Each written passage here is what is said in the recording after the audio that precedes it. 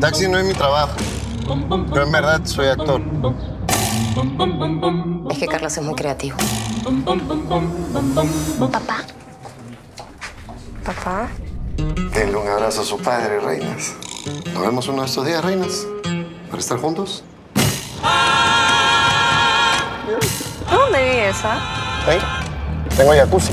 Me acuerdo la última vez que vine, me corrí una ola de 15 metros. Papá, es agente secreto. ¿Qué es esto? Estoy esperando un trabajo en Minnesota. Para que nos vayamos en 3 semanas. Para que firmes el permiso de salida. ¿La están pasando bien? ¡No! ¿No? Ustedes me quieren meter en problemas. Mamá no va a saber nada porque nadie le va a decir. Si no firma, no vas a poder sacar a las chicas del país. Yo también tengo derechos. Soy su padre. Que hayas pasado unos días con las chicas no significa que sepas lo que es mejor para ellas.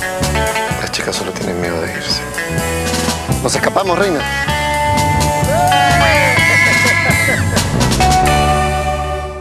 ¿Y quién es tu papá? Es agente secreto. ¿Ah, sí? ¿Y yo quién soy? ¿El Chapulín Colorado? Hi everyone, welcome to this episode of Carolyn Talks. This is the podcast / YouTube channel where I, your host Carolyn Hines, film critic and journalist, speak to film creators around the world about their work, the industry, and what inspires them. And today, I am joined by writer and director Klaudia Reynicke to talk about her film Reinas, which premiered here at the 2024 Sundance Film Festival. And I'm so happy to have Klaudia to talk to me about this film because I really enjoyed it. I love the 2 young female leads, but the dad also. Like, I really want to talk about Carlos because he's a very intriguing character. So thank you so much, Claudia, for joining me. Thank you for the invitation. I'm very happy to be here. Thank you. So Reinas is set in Peru, in Lima, Peru, in the 1990s. I'm thinking the year was around 1992, 1993. Correct. And this is when there was civil unrest because like the government and the militia were in basically vying for power. You know, it was almost like a political coup. Absolutely. And but you kind, I like how you kind of keep the Civil War kind of on the periphery of the story and focus it on the family because it's about a mother, Elena, who wants to immigrate to Minnesota, of all places, in the U.S. and she wants to take her 2 young daughters, Aurora. She found a job there. She found a job, which is amazing. I was like, okay, so she's not just moving. She's like, I have a plan, I have a job, I have goals. And so she wants to take her 2 daughters, Luana and Aurora. But there's a bit of Aurora Lucia. Lucia, did I say? What did I say? I said Luana. It's the real name of Aurora. The actress, right? Yeah, it was great. You know, right. My actress's name. That's great. Luana Vega. I took my name. And so, like, Elena wants to take her 2 daughters, but Aurora is kind of reticent because she's older, and so she's more attached to home, whereas Lucia is more. She wants to be with her mother. She's younger, so she's like, I want to go wherever my mom goes. But in the midst of this, their father, Carlos, is supposed to sign the notary documents that allows her to take them out of the country. They have visas, but they need the permission form saying that he allows her to take them out of the country. And it's still the case in Peru, you know, even if you're separated or divorced, you need that signature. Right. Absolutely. So talk about, because I know, like, reading up on the press notes, it says that you kind of based it on your own childhood in Peru, set around that time, but also you made it about the relationship between these 2 daughters learning to love their father again, because he's been absent, and he's now that they're leaving, realizing, oh wait, I'm gonna lose my chance to be with my daughter. So talk about setting the film in this particular time in Peruvian history. Okay, so yeah, I guess the way I can relate it to my own experience is that I left Lima, Peru, my city, when I was 10 with my mom and my stepdad in order to look for a better future elsewhere because the situation was exactly the one, you know, that you described before. And I was very interested in that relationship, you know, about a family that used to be and that somehow recreates itself before probably a separation. That, I mean, it's not exactly my story in the sense that, you know, I I'm an only child. I didn't go through everything that these girls go through in the film, but it is true that the feelings that I remember as a child and the feelings that I imagine and talk with my mom that she had back then, those are true. And those are the ones that I was able to communicate through this story, and this is what I was interested in. And also, as you mentioned, especially the fact that these two young girls who have never really lived with their father, and this father who has never really taken care of them, I thought it was very interesting, and you know, I actually needed to tell that, you know, and on how difficult the intensity of a moment, which is the one of an almost departure, can bring feelings among people. And so those daughters, you know, suddenly they will want to be with his father, and he's gonna want to take care of them and become a father, you know. Right. And so because the story focuses so unexpectedly to me closely on Carlos and his relationship to his two daughters, your co-writer Diego Vega, did you get like kind of like the male perspective on this aspect of like father-daughter relationships? Because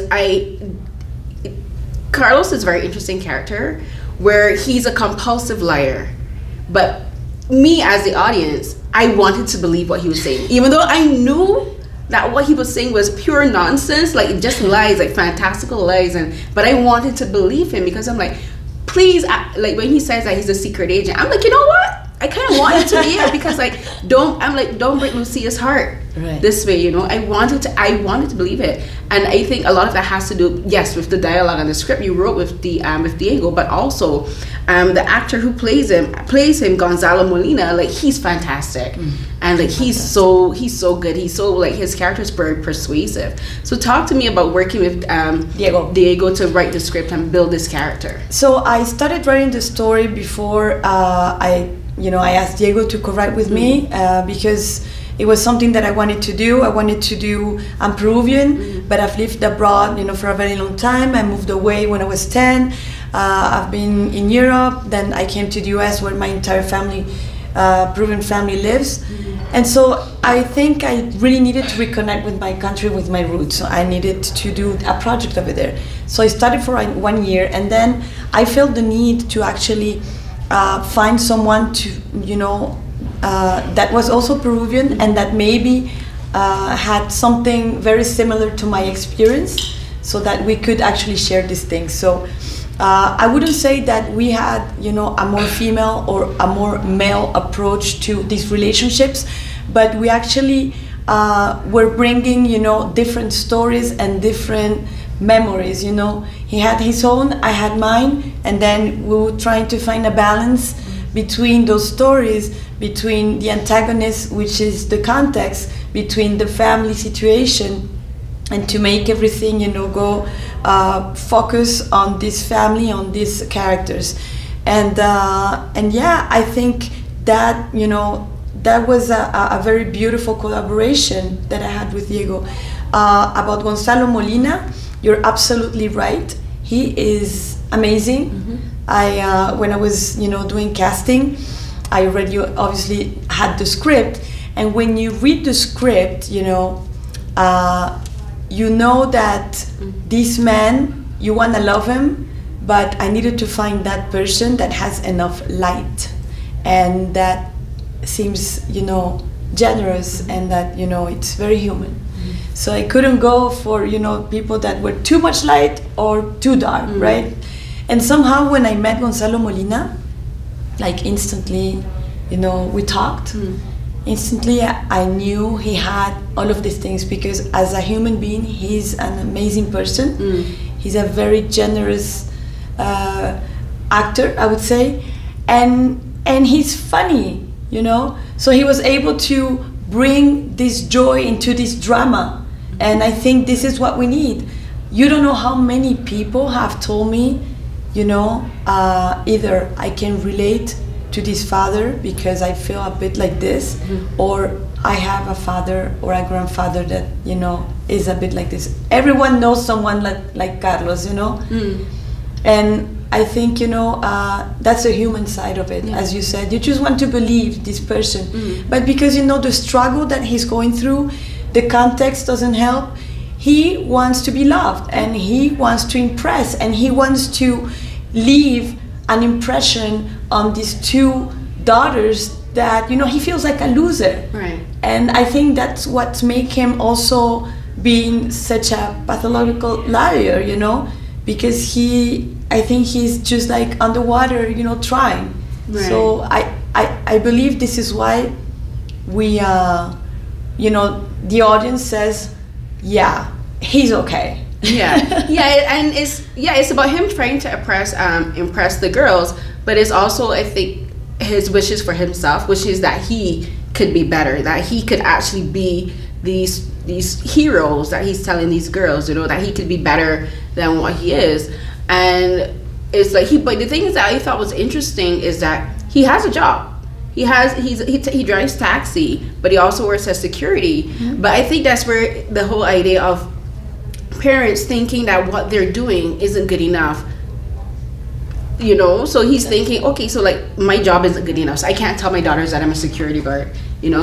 I can't tell my daughters that I'm a taxi driver. And while I was watching the film, there's a scene where he takes the placard that says taxi and puts it in the glove compartment box, and he's trying to hide it. And in my head I was thinking, but you know, you could actually spin this into a positive thing. Like, being a taxi driver is a noble job, it's a natural job. I'm like, but you can also tell your daughter stories about your passengers. You know, that's in my head I was thinking, but why are you? This is the thing, in the 90s, everyone was struggling so much, and we're talking about, you know, all classes, you know, in the country. That you could find doctors, you could find, you know, lawyers, you could find any type of, you know, professions doing taxi. So it became something that was not so noble anymore. People were ashamed because they were not even able to do their own career anymore, because the situation was so bad that, you know, the synonym of, you know, driving a cab was like, yeah, so you are, you know, lost in that jungle. So that was not exactly. But as you said, you know, he wants to become this hero for his girls. And I think the real hero into this character, we find it at the end, when, you know, he actually gives them this generous, you know, goodbye. Yeah.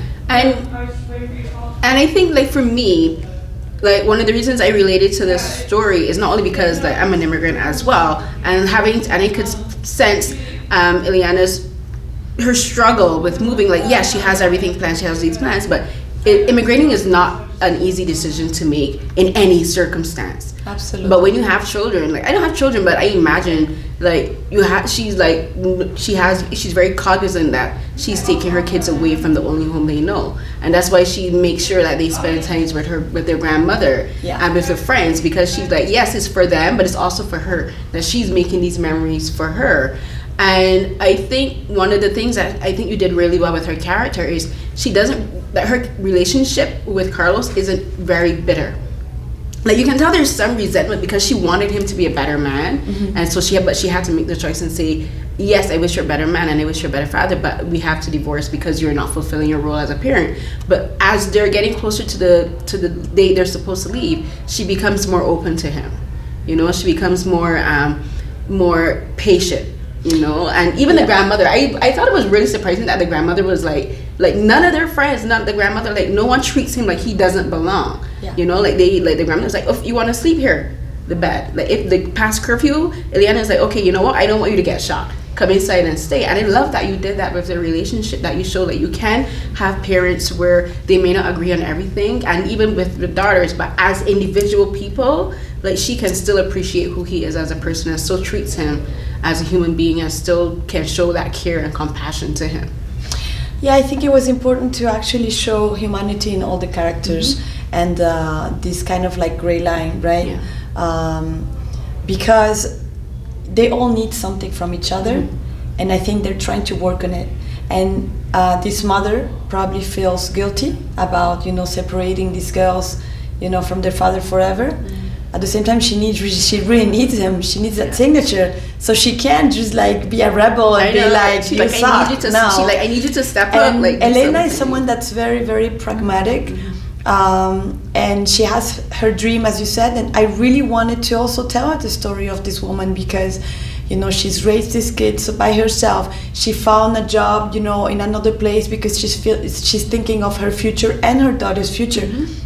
And she's been taking care of, you know, the family by herself. But it's interesting that the audience gets attached to Carlos. I'm attached to each of them, but for very specific ways. Yes. Like I'm attached to Carlos because it's like I want him to be better, but I also want to believe that he's realized that, you know what, I do need to be better, not only for my daughters but for myself. You know, because he has to realize that he has to want to be better. He can't just pretend. Absolutely. You know, he has to want to be better. Yeah, and we want him to do that that kind of experience. You know, absolutely, I agree with you. But yeah, Jimena Lindo, who actually plays, you know, Elena, she is amazing. I think the entire cast is amazing. Like what you did with the casting, you and your casting director did a fantastic job, because for her, for what Jimena did is like she, again, as I was saying, like she toes the line between being resentful, rightfully so, because he's not, and the impatience that she's having with every interaction. She's like, are you going to sign the papers? Are you going to sign the papers? But then she's still showing that compassion to him, and there's even still that sexual chemistry between them where you can see why she fell in love with this man. Exactly. You can see why she was attracted to him. You can see why she stuck with together. him. Exactly. Yeah, like he still makes her laugh, and when they're dancing in the living room, like you can see, like she's like, okay, she's like, you can see, okay, I understand why you love this man. I understand how he caught you, because you're an extremely smart man, a smart woman. But I'm like, you know what, I get it. He got the charisma. He has it. And Jimena like balances all of that so beautifully. The entire cast, I think you did a fantastic job matching that. I mean, I was so lucky, and you know, it was just beautiful to work with Susi Sanchez, with Abril, who makes Lucia, with Luana. That the girls, they have never made a film before, and to have Jimena and Gonzalo, we all got along so well, like a real family, I think, in a way, and we had so much fun, and I think that helped a lot, you know, have this like organic kind of feeling that when you see the film, you truly believe this is a family. You truly believe like he used to be part of it, and he's looking at it with an exterior eye, but they're like, you're okay. You know, you can still be around and you're fine. And I think, you know, obviously my family is like that. We are a very, very solid family, and I wanted absolutely to mirror that, you know. Yeah, and I didn't think you managed it very well, because like for me, I was saying I'm an immigrant, but the other thing that I really related to, especially with the girls, is like I've been both of those girls at one point in my life. Like my sister and I, we met our dad when we were 8 years old for the first time. So I kind of had the curiosity that Lucia has when Carlos comes back. So she's intrigued by him, you know. She wants to like spend the time with him, go to the beach. Like the beach is my favorite place back home in Barbados, and my dad would take my sister and I to the beach, you know, and he like take us to like the cricket clubs and the airplane club, which is like a small airplane club in Barbados. And like, so I kind of related to Lucia that way, because she's like, oh, she has a curiosity. She's like, oh, like let me show my dad show me these things. And then it was also Aurora, like as I got older, I'd be like, I want better from you, you know, like you're my dad and I love you, but I want you to be better. I want you to be more present, you know. So I've been both of them at points in my life. In a way, you know, society, and it's not that I'm saying we should excuse all men for being like this, but society doesn't help, you know, to actually make it easier for fathers, you know, in general, to take this type of responsibility. You know, we are used to having the woman taking care of the kids, to just, you know, handle. And sometimes if the father is around, that's great. But you know, in my generation, a lot of fathers were not around. They'll be like, ciao, I'm gonna go to another country to work and maybe see you. Literally, that was literally my thing. My dad lives in Canada and all over. Exactly, and it still goes on. It's getting better in some parts of the world, not everywhere. And I think it doesn't help that the society doesn't Expect give more. them, because I think there is also suffering from men who actually at the end they're alone. You know, they don't have that with their kids like they have with their mom. Yeah, because society doesn't expect more from them than it Exactly. should. And like society, okay, a woman, she carries the child, she gives birth, she's feeding, clothing the child, because like that's the role of the mother. And then the dads, if they're not married, if they're free to come in and out of the child's life, and like society isn't telling them you need to be better. You know, like society isn't saying, and when we say society, we mean like the people in their lives. Like Absolutely. my dad's friends tolerated a lot of nonsense. It's the system, and many women, they just, they don't stand up, for their rights in that way either, because they're so used to it, because we grew up like this, in a male-dominated world. But it is changing, I feel, youth. It's getting better, Getting better. It is. Yeah, and I really I do want it to get better, because like I feel like as humans we keep making the same mistakes over and over, and it's like we're stuck in time. Yeah. And it's like there's something I always say, I'm like, the more progressive the world becomes, the more regressive we become as a culture. Technologically we're advancing, but culturally it's like we're regressing or being stuck in the past, and it's just like we could be so much better, and a lot of it has to do with choices. Absolutely. And a lot of it has to be like you can choose to do better, and it's just like you can choose to improve yourself, which is like what the film is about. It's about like for like Aurora, she has to make a choice.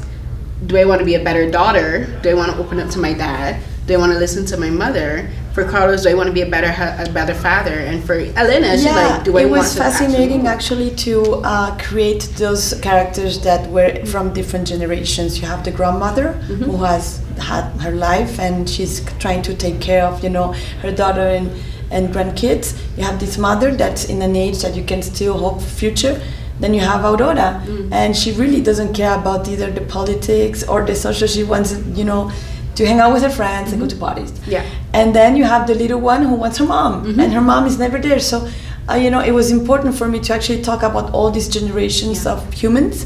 And you have this dad, that is struggling just to like, to leave like an impression on the whole thing. Right. So,